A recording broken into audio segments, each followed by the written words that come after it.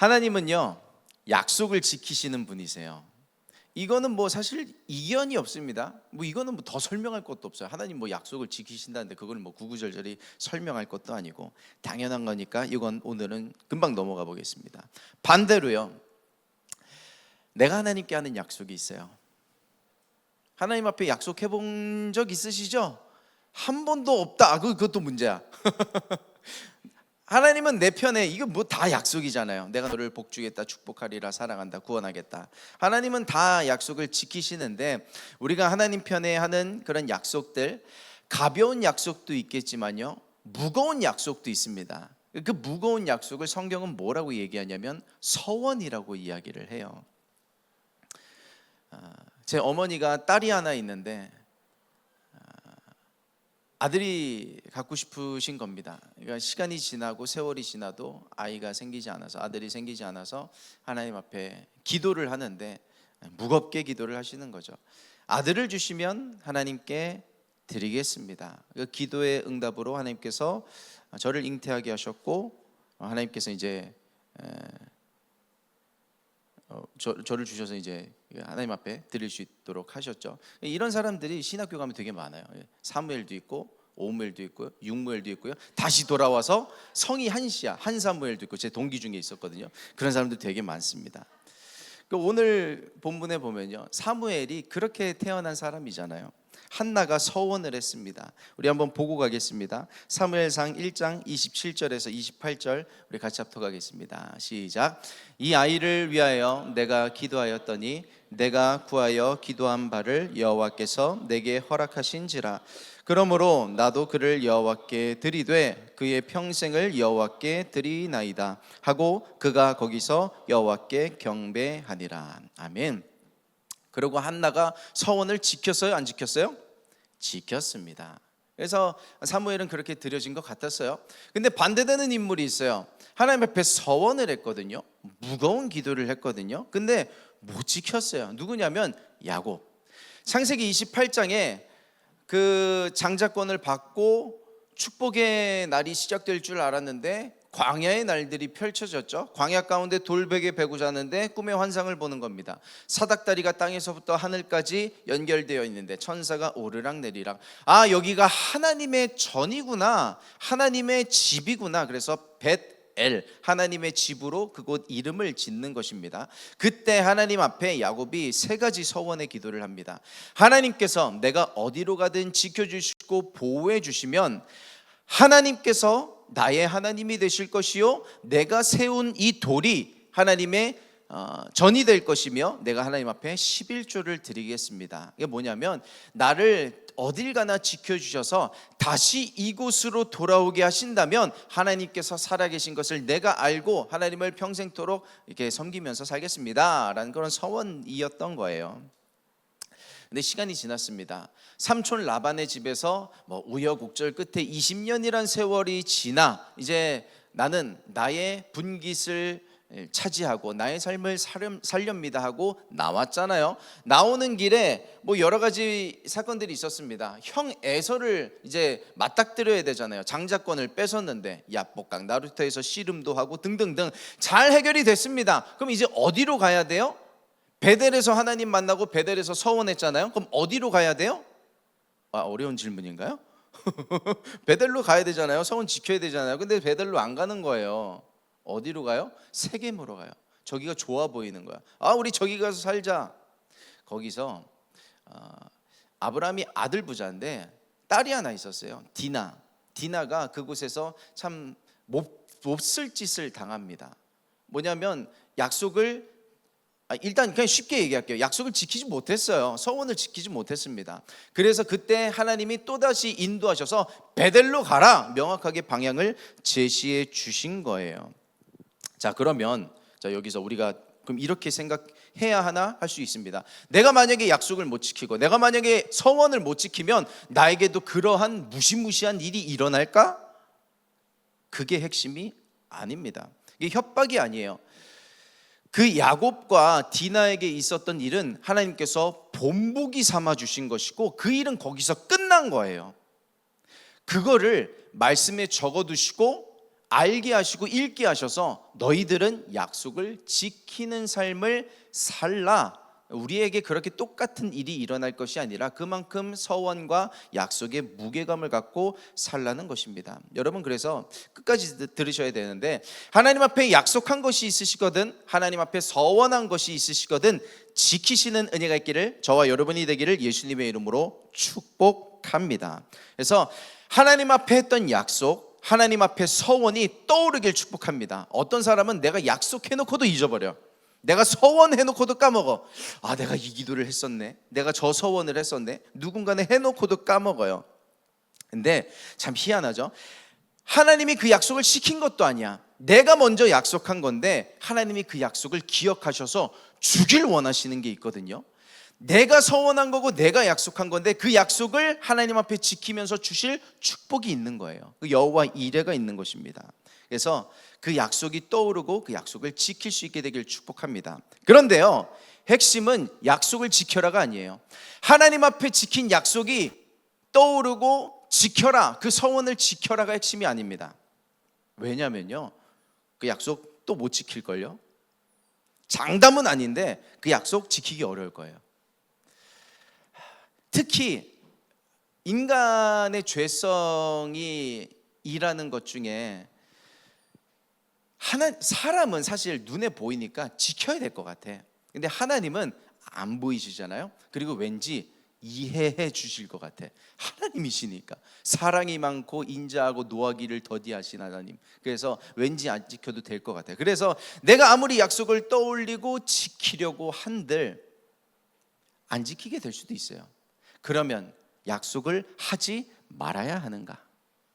아니요, 그렇지 않습니다. 저는 그럼에도 불구하고 하나님 앞에 약속하시고 또 약속하시라고 이야기를 해요. 왜 그러냐면 하나님은 내 약속을 기억하셔서 약속을 지킬 수 있게 도와주시거든요. 내가 약속을 잊어버렸을 때, 내가 약속을 지키지 않고 있을 때 그 약속을 떠올리게 하셔요. 너 나한테 약속한 거 있잖아. 그게 당신 기쁘려고 하시는 일이 아니라 내가 약속한 거고 내가 먼저 손들었는데 그걸 통해서 하나님께서 주실 게 있는 거예요. 너 그거 받아가야지, 너 그거 챙겨가야지. 그래서 약속을 지킬 수 있게끔 도와주시는 겁니다.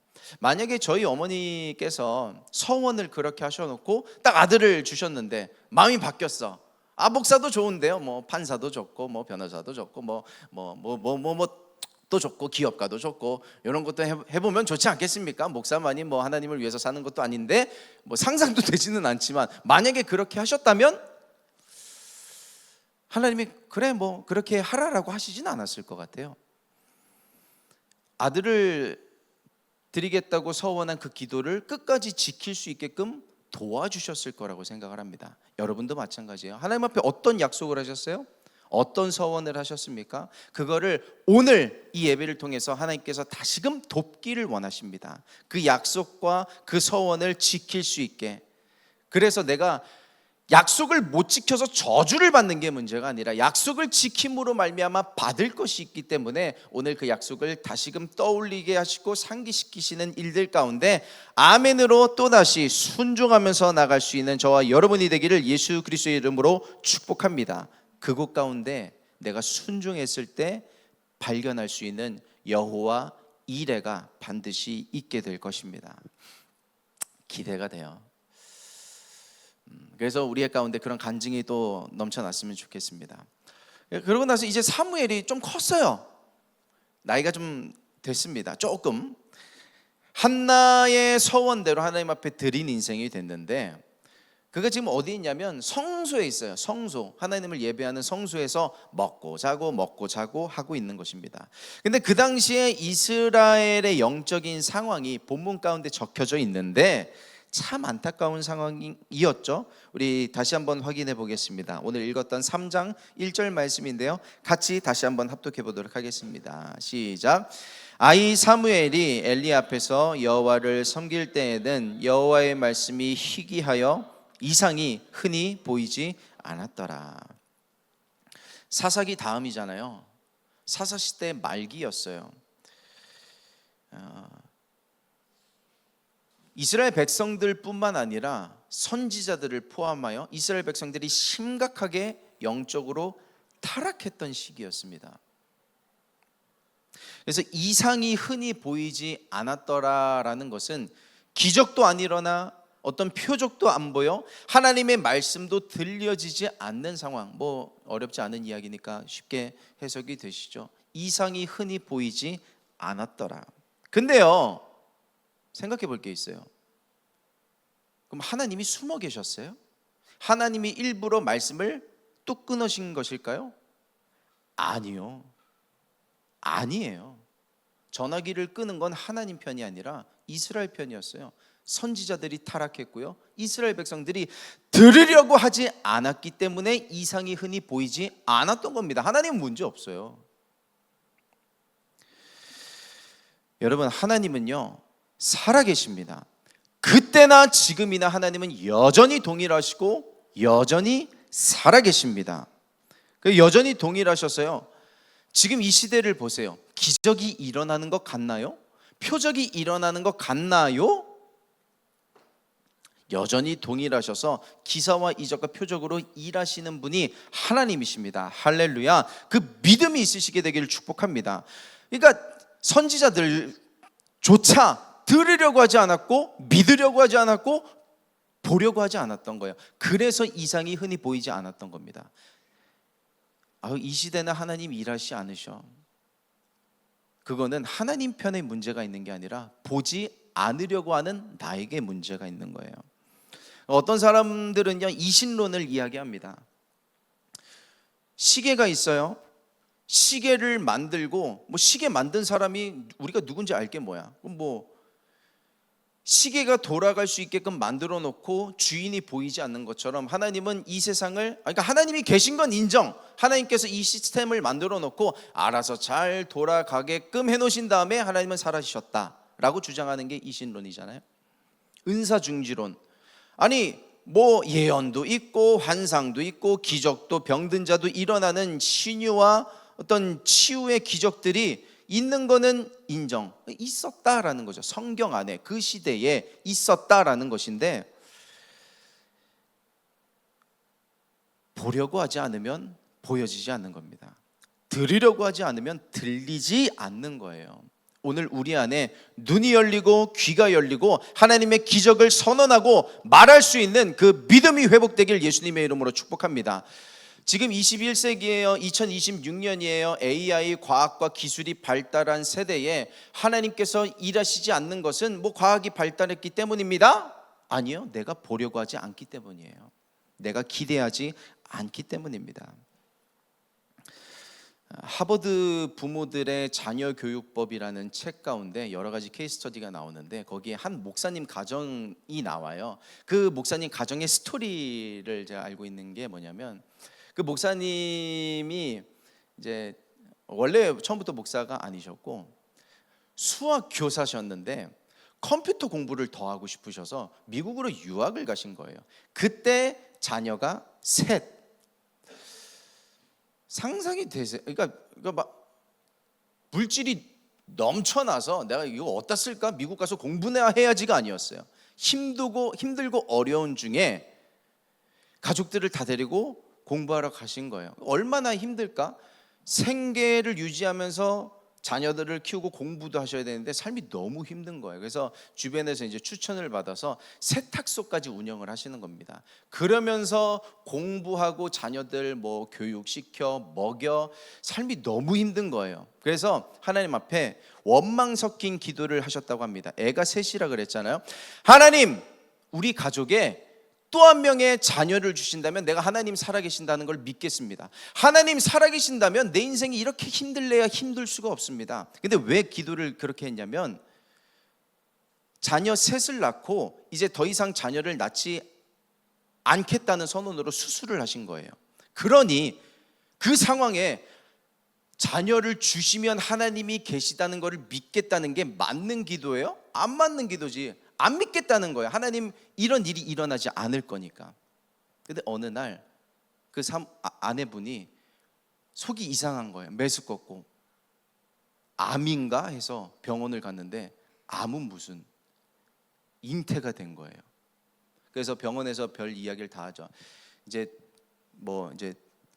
너무 노산이고 어떤 여러 가지 문제의 가능성이 있으니 수술하시는 게 낫겠습니다. 근데 이제 알잖아, 이거 하나님 주신 자녀인데 그렇게 할 수 없겠다. 그래서 넷째를 낳습니다. 근데 그 넷째를 통해서 희한하게 일이 풀리기 시작하는데 영주권 문제가 해결이 되고, 그 이제 셋째 따님이 이제 하버드 들어갔는데 그 마지막 막내도 하버드 들어가면서 그 아들 중에 한 명이 이건 하나님 살아계시다, 그 목사가 됐대요.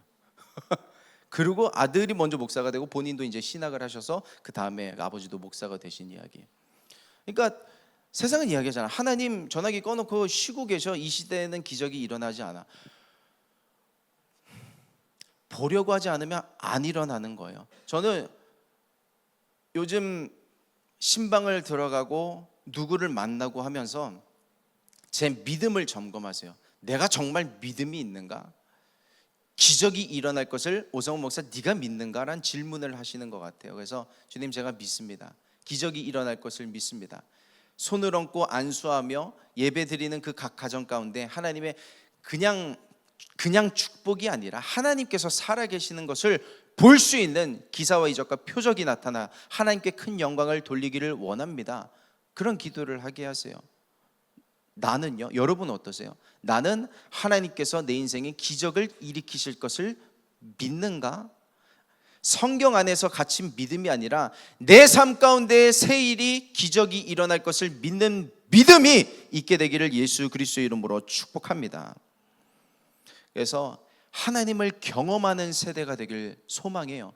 우리 세대가 하나님이 살아계신다는 것을 경험할 수 있는 세대가 되길 축복합니다. 이 시대가 하나님이 살아계신다는 것을 경험할 수 있는 시대가 되기를 예수 그리스도의 이름으로 축복합니다. 할렐루야. 듣고자 하는 자에게, 보고자 하는 자에게 그 역사가 일어날 거예요. 사무엘이 성소 안에 있었습니다. 이제 하나님께서 계속해서 부르셨잖아요. 그 부르심에 반응하고 쓰임 받기 그 일보 직전의 상황 가운데 사무엘 그 성소 안의 상황을 살펴볼 필요가 있어요. 3절과 4절 말씀인데 우리 같이 합독하도록 하겠습니다. 시작. 하나님의 등불은 아직 꺼지지 아니하였으며 사무엘은 하나님의 궤에 있는 여호와의 전 안에 누웠더니 여호와께서 사무엘을 부르시는지라 그가 대답하되 내가 여기 있나이다 하고. 살펴봐야 되는 지점이 3절입니다. 지금 성소 안이잖아요. 성소 안에는 늘 켜둬야 하는 등불이 있습니다. 근데 그 하나님의 등불에 대해 이상한 수식어가 하나 붙어요. 하나님의 등불은 그냥 꺼지지 아니하였으며가 아니라 아직 꺼지지 아니하였으며. 이 단어가 왜 있을까? 아직 꺼지지 아니하였으며. 여기서 아직은요, 두 가지 방향성을 담고 있습니다. 첫째는 뭐냐면 부정적인 거예요. 꺼져가고 있다. 하나님의 등불이 점점 줄어들고 있다. 긍정적인 표현은 뭐냐면 그럼에도 불구하고 아직은 꺼지지 않았다라는 것인데요. 첫 번째 한번 보겠습니다. 부정적으로 볼 때 왜 꺼져가고 있었을까? 사무엘이 아직 어리잖아요. 아직 뭐 부르심도 없고 소명도 없고 사명도 없어요. 그 성소의 책임자는 엘리 대제사장입니다. 근데 그 엘리 대제사장이 불관리에 실패한 거예요. 2절 말씀인데요. 우리 같이 합독합니다. 시작.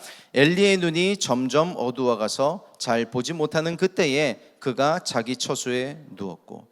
성경에서 눈이 어두워진다라는 표현은 단순히 시력이 나빠진다가 아닙니다.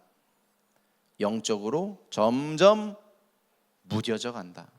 영적으로 점점 어두워져 간다. 슬로우해져 간다라는 뜻이에요. 그래서 사무엘상 2장과 3장을 잇는 그 엘리 가문에 대한 하나님의 징계와 심판이 이 2절을 통해서 브릿지가 돼서 연결이 되는 것을 알 수가 있습니다. 불이 꺼질랑 말랑 하고 있는데도 냅둔 거예요. 지금 이 등불이 있는 장소가 어디냐면 하나님의 성전입니다. 우리가 3월이었나요? 4월이었나요? MIG 성경 암송 구절 중에 고린도전서 3장 16절 17절 기억하시나요? 너희는 너희가 하나님의 성전인 것과 하나님의 성령이 너희 안에 계시는 것을 알지 못하느냐. 내가 하나님의 성전이래요. 내가 하나님의 성소인데 내 심령 가운데, 나의 성소 가운데 그 하나님의 등불이 꺼져 있는가, 활활 타오르고 있는가, 그 불관리에 대한 오늘 이야기를 우리에게 적용할 수 있는 것입니다.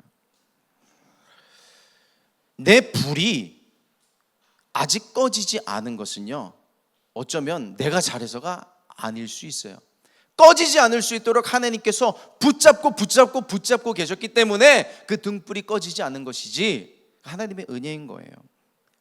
그래서 내가 그 불관리에 실패했다면, 불이 꺼져가도록 방치해 두고 있었다면 돌이킬 수 있는 저와 여러분이 되기를 예수 그리스도의 이름으로 축복합니다.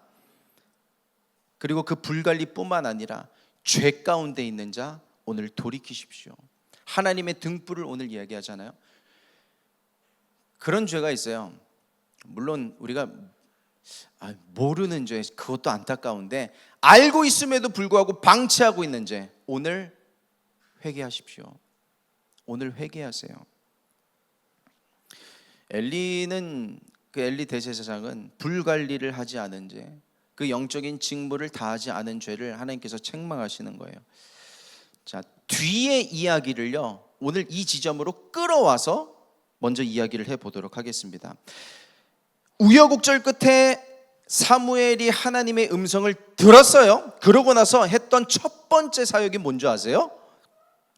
사무엘의 첫 번째 사역, 엘리 대제사장과 그의 가문에 대한 심판의 메시지를 대언하는 거였어요. 희한하죠.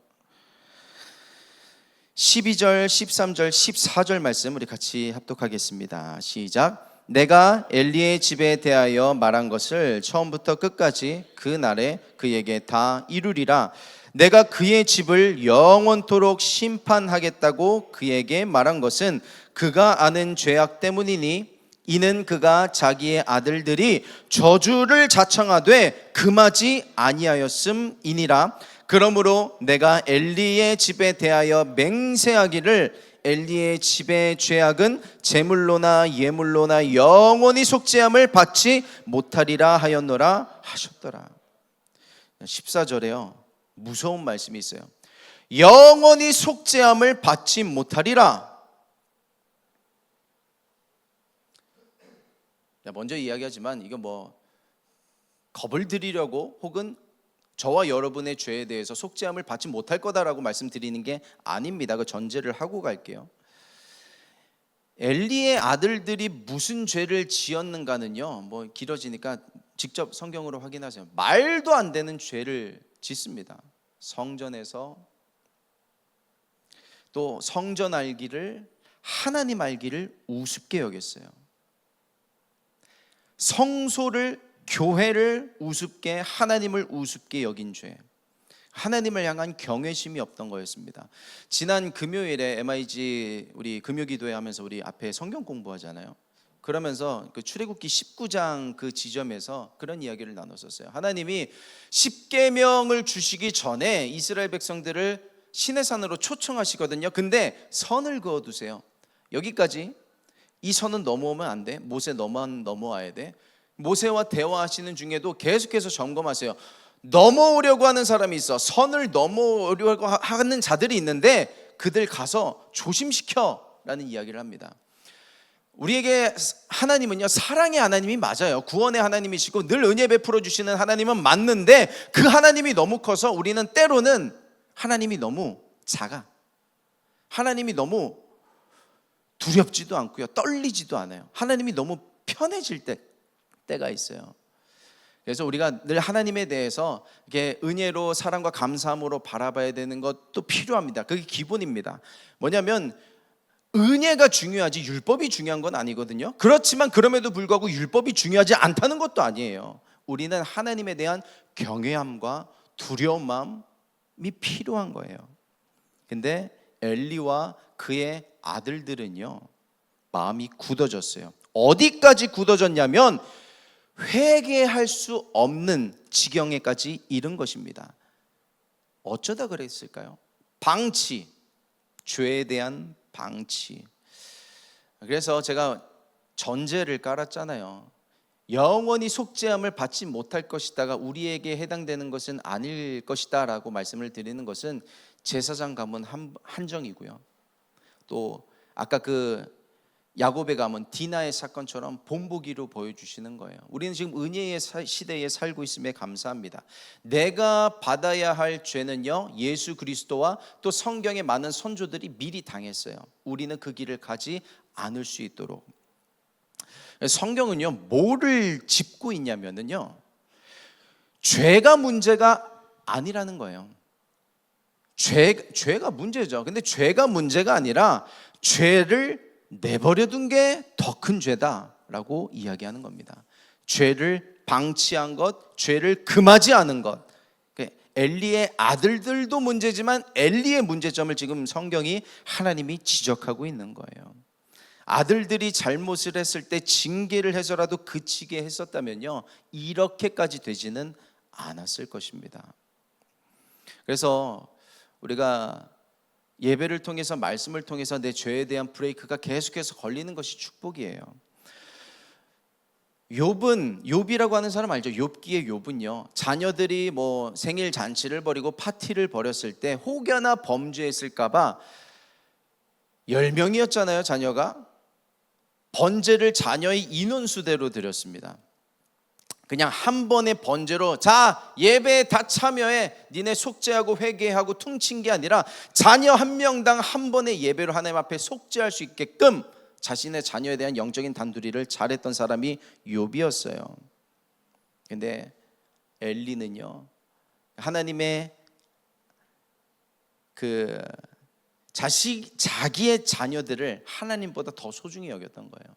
그러면서 방치하고 내버려두고 그 방임한 죄로 인해서 가문이 몰락하는 심판을 받게 되는 것이죠. 저는 오늘 이 주일 예배를 준비하고 묵상하면서 주님, 이 말씀이 한국 교회를 향한 말씀이 아니기를 소망합니다라는 기도를 했어요. 한국 교회의 엘리 대제사장 같은 또 하나님의 귀한 사명을 감당하는 그런 사역자들의 영적인 무지와 방임에 대한 그런 메시지가 아니기를 소망합니다라는 기도를 했어요. 뭐 아는 분들은 아시겠지만 정말 말도 안 되는 일들이 지금 일어나고 있잖아요. 그래서 영적인 지도자들을 위해서 많은 기도를 해주시기를 부탁드립니다.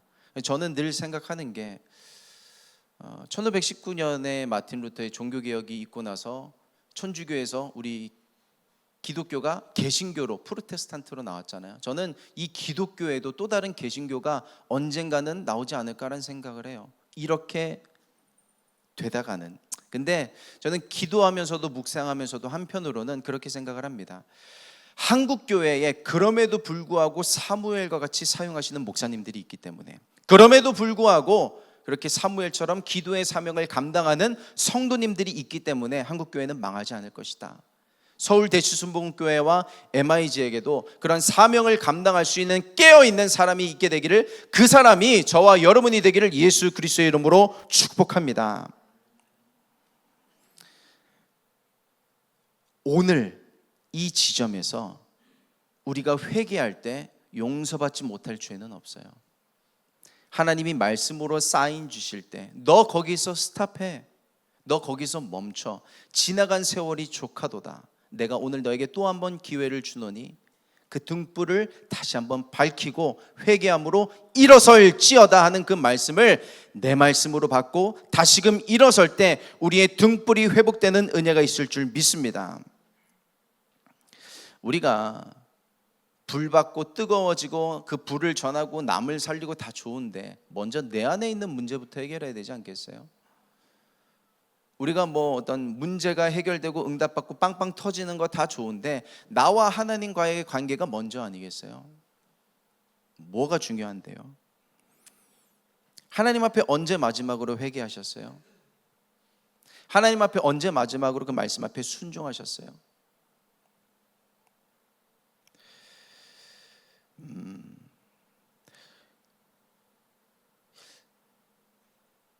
오늘 읽으셨던 본문 안에 사무엘의 좌표와 엘리의 좌표가 나오는데 우리 다시 한번 볼게요.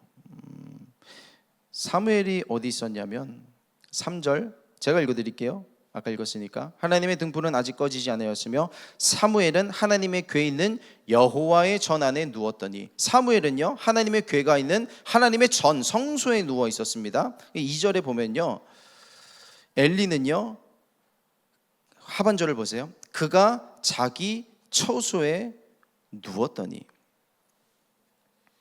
엘리는 교회와 예배를 가볍게 여겼어요. 그러면서 점점 뭐 그렇다고 뭐 여러분 교회 나와서 주무세요 뭐 열어드릴 테니까 유튜브실에 주무시고 그게 아니잖아요.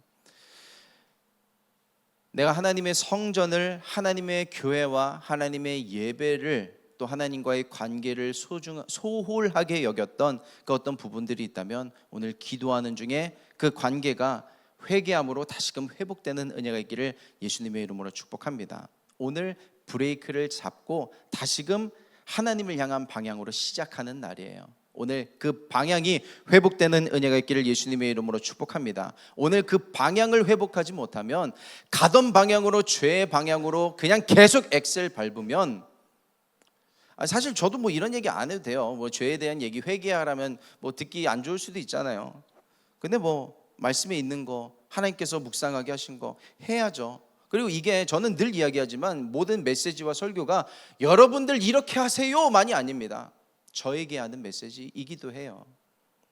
오늘 기도하면서 우리의 방향이 다시금 리셋되는 은혜가 있기를 예수 그리스도의 이름으로 축복합니다. 이제 사무엘이요 하나님의 그 음성 앞에 마주하게 됩니다. 처음에는 한 번도 경험을 못 해봤잖아요. 하나님이 나를 부르시는 걸 모르는 거예요. 사무엘아 사무엘아 부르시는데 하나님께서 나를 부르시는 걸 모르고 엘리 제사장이 나를 부른다 생각하고 제사장을 찾아갔었죠. 그러기를 3차례를 했었습니다. 근데 이제 엘리 제사장이 3차례가 지나서야 알았죠. 여기서 또 엘리 제사장이 얼마나 무뎌졌는지를 알 수 있는 대목인 거예요. 만약에 엘리 대제사장이 깨어 있었다면 저는 그렇게 생각해요. 묵상하면서 아예 미리 말해줬을 거라고 생각을 해요. 사무엘아 너 하나님이 언젠가 너 부르실 거야. 준비하고 있어. 그때 하나님의 음성이 들리거든 내가 여기 있습니다. 주님 말씀하소서 순종하면서 나아가라 라고 했을 것 같아요. 근데 뭐 아무런 대안도 없고 대꾸도 없고 그냥 뭐 그런가 보다 하다가 하나님이 너 부르시는데 근데 엘리 대제사장이 그래도 하나님의 사역자라고 하나님의 선지자라고 잘한 거 하나 꼽을 수 있다면 그거를 캐치할 수 있었던 거. 그래서 하나님 앞으로 보내잖아요. 하나님께 가라. 하나님께 아멘 내가 듣겠나이다 말씀하소서라고 하라고 알려주잖아요. 그게 엘리가 잘했던 지점인데 우리 말씀으로 한번 확인하고 가겠습니다. 8절에서 10절 말씀입니다. 우리 같이 합독합니다. 시작. 께서 3번째 사무엘을 부르시는지라 그가 일어나 엘리에게로 가서 이르되 당신이 나를 부르셨기로 내가 여기 있나이다 하니 엘리가 여호와께서 이 아이를 부르신 줄을 깨닫고 엘리가 사무엘에게 이르되 가서 누웠다가 그가 너를 부르시거든 내가 말하기를 여호와여 말씀하옵소서 주의 종이 듣겠나이다 하라 하니 이에 사무엘이 가서 자기 처소에 누우니라. 여호와께서 임하여 서서 전과 같이 사무엘아 사무엘아 부르시는지라 사무엘이 이르되 말씀하옵소서 주의 종이 듣겠나이다 하니. 뭐 3번의 과정이 어떻고 저쩌고 그거는 이제 거두절미하고요. 바로 본론으로 들어갈게요. 사무엘이 하나님의 임재 앞에 하나님의 음성 앞에 하나님 앞에 말씀 앞에 섭니다. 오늘 이 예배를 통해서 저 여러분들에게 도전하고요 권면합니다. 말씀 앞에 서세요. 말씀 앞에 서세요. 우리는요 정말 중심을 잘 잡아야 돼요. 뭐 기독교가 사실 종교는 아니지만요 우리 기독교가 응답을 믿는 종교가 아닙니다. 응답을 위해서 신앙생활하고 응답을 위해서 예배하고 응답을 위해서 기도하는 종교가 아니에요. 말씀 자체를 사랑하고 예수님 자체를 사랑하고 그 십자가의 은혜에 감사해서 예배하고 찬양하고 기도하는 게 우리들의 신앙이지, 응답을 위해서 기도하고 응답을 위해서 신앙생활 하다가는, 지난번에도 얘기했잖아요. 응답을 위해서 기도했어요. 그래서 응답하셨어. 그래서 응답이 됐으니까 기도할 게 없어. 그래서 기도 안 해요. 기도하다가 응답이 안 됐어. 응답을 위해서 신앙생활 하고 있었다 보니까 응답이 안 되면 시험 들어서 기도를 못 해요. 우리의 신앙이 그래서는 안 된다는 것이죠. 하나님 자체를, 예수 그리스도 말씀 되신 예수님 자체를 사랑할 수 있는 그 마음이 우리들에게 있기를 축복합니다. 그 본질을 잃어버리면, 제가 사역해 보니까 그렇더라고요. 본질이 아닌 신앙이 교회 안에 들어오면 본질이 아닌 거를 다시 본질로 들어오게 하는데 너무 많은 에너지가 소비가 돼요. 본질이 아닌 것 때문에 자꾸 교회를 떠나려고 하고, 본질이 아닌 것 때문에 하나님을 잃어버리려고 하는 거를 자꾸 끌고 오는 게 더 힘들어. 본질, 기본밖에 없구나라는 것입니다. 아까 1절에서 이상이 흔히 보이지 않는 시대였더라, 그 표현을 확인했잖아요. 하나님의 말씀을 읽으려고 하지 않는 데서, 하나님의 말씀을 보려고 하지 않는 데서 문제가 시작된 거예요.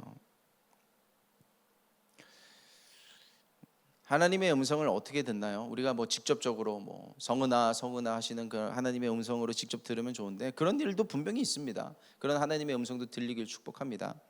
근데요, 하나님은 정말 세상 만물을 통해서도 말씀하실 수 있어요.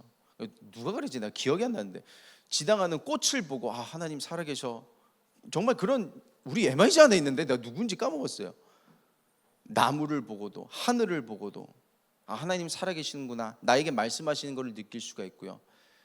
테이블 하는데 그가 한 간증, 지난주에 있었던 일을 나누고 고민을 이야기하는 중에 하나님의 음성을 듣기도 해요. 예배하는 중에 가장 분명하게 말씀을 하시는데, 찬양하는 중에 찬양의 가사를 통해서, 찬양의 어떤 운행하심을 통해서 나에게 어떤 말씀을 하시는 것을 느끼기도 해요. 이따가 오늘은 테이블을 전체 다 여기서 할 건데, 제가 오늘 예배에 올라오면서 하나님께서 저에게 주신 마음이 있었거든요. 그 말씀이 있어서 순종할까 말까 하다가 순종한 게 있는데, 그건 제가 이따가 말씀드릴게요. 궁금하면 테이블 꼭 참석하시고요. 그렇게 걸어오는 동안에도 말씀하시고, 뭐하고 있었죠? 네. 성경은 짐승의 입을 통해서도 말씀하시기도 하고, 못 알아들으면 짐승의 입을 열어서 말을 하게 하신다니까요. 그렇게 하나님은 말씀하시는 분인데 내가 안 들으려고 한다는 거. 그리고 가장 명확하게 말씀하시는 게, 아니 뭐가 더 궁금해, 다 여기 써 있는데 뭘 모르겠대. 나를 향한 하나님의 뜻이 뭔지 모르겠대요. 성경을 안 읽어서 그래요. 진짜로.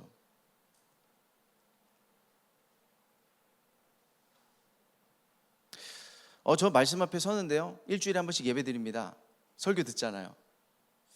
설교 말고요, 내가 하나님 앞에, 말씀 앞에 서는 시간이 있으시냐고요.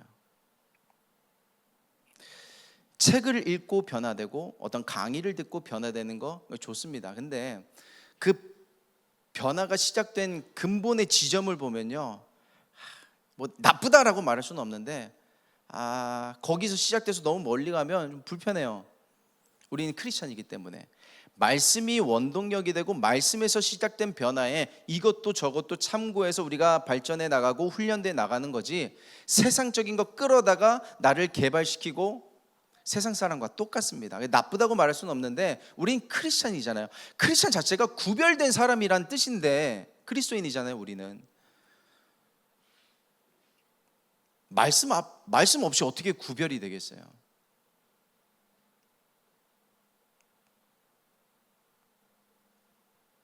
다시 한번 말씀드리지만, 오늘 책망하는 시간은 아닙니다. 권면하는 시간이고요, 말씀 앞에 서자고 이야기를 하는 것이죠.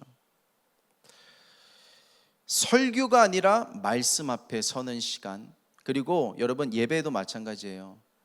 설교 시간 가운데 하나님께서 뭐라 말씀하실지 기대할 수 있는 심령이 되길 축복합니다.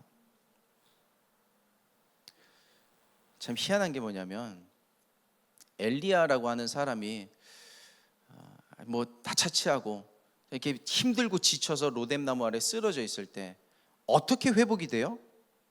샘이 한 소리를 듣는지라. 그 하나님의 음성을 듣고 벌떡 일어서는데,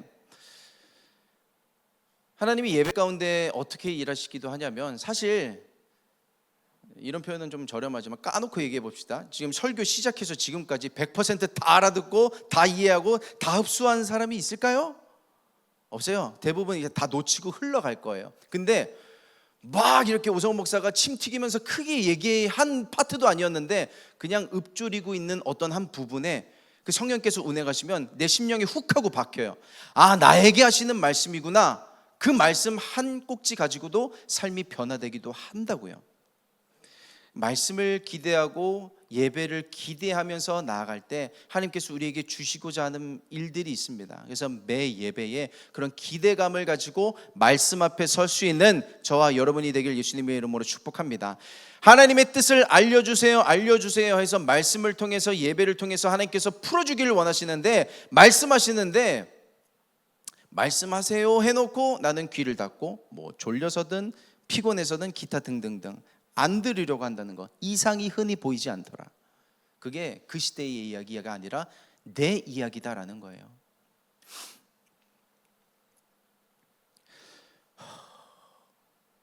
평생, 다시 한번 얘기하지만 여러분들의 이야기가 아닙니다. 평생 신앙생활을 했는데 변하지 않는다.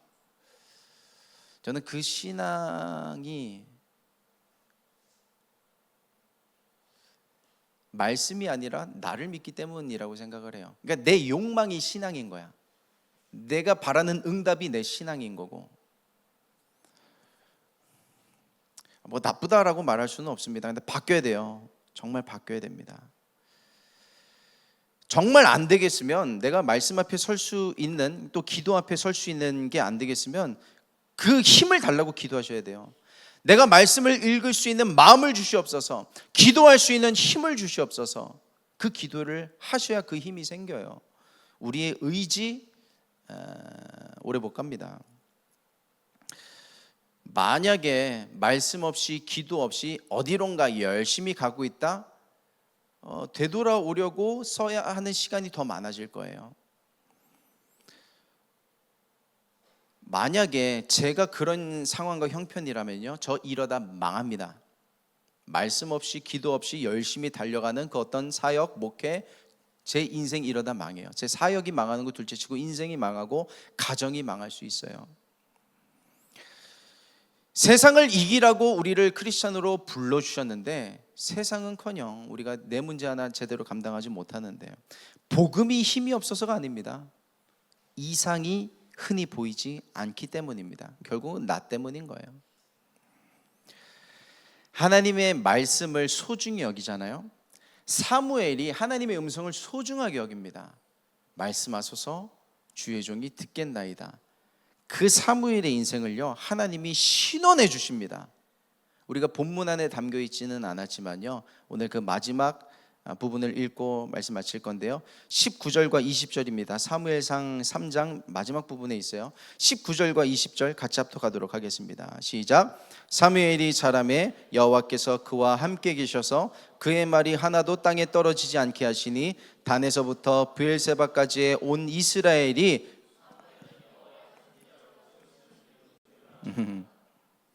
사무엘에게 하셨던 그의 말이 하나도 땅에 떨어지지 않게 하셨대요. 단에서부터 브엘세바까지라는 건 뭐냐면 그 전 이스라엘을 통칭하는 관용어구 같은 거예요. 온 이스라엘이 사무엘은 여호와의 선지자로 세우심을 입은 줄을 알았더라. 사무엘이 언제 나 하나님께서 부르신 하나님의 선지자입니다 스스로를 증명하려고 한 적 있어요? 없어요. 하나님이 그를 신원해 주셨어요. 하나님이 그를 증명해 주셨어요.